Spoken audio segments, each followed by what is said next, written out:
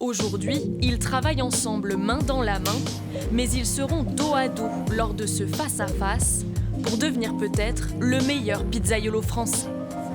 Bien, on va faire les 2 essais pour les 2 momentos de la semaine prochaine. Allez, ok. Dans leur cuisine, véritable laboratoire d'innovation, Christopher et Dai s'entraînent au quotidien. Asperges, magrets de canard, piment d'Espelette, ce qu'ils aiment par-dessus tout, mélanger les ingrédients et jouer avec les saveurs pour surprendre.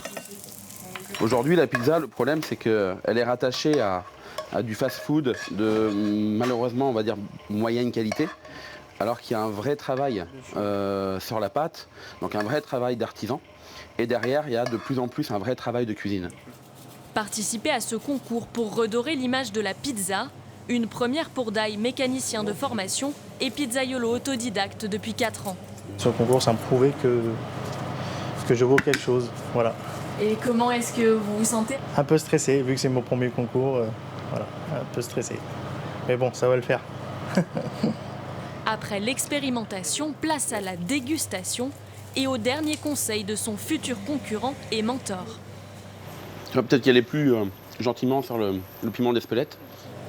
5e au classement l'année dernière, Christopher, lui, n'en est pas à son coup d'essai et ce concours ne sera certainement pas son dernier. L'enchaînement de concours, c'est uniquement pour la passion du métier et toujours cet esprit de compétition qui reste là. Je pense que même si un jour je venais à faire une bonne place, je continuerai à faire les concours. Objectif pour ces 2 amis et compétiteurs, se faire plaisir avant tout.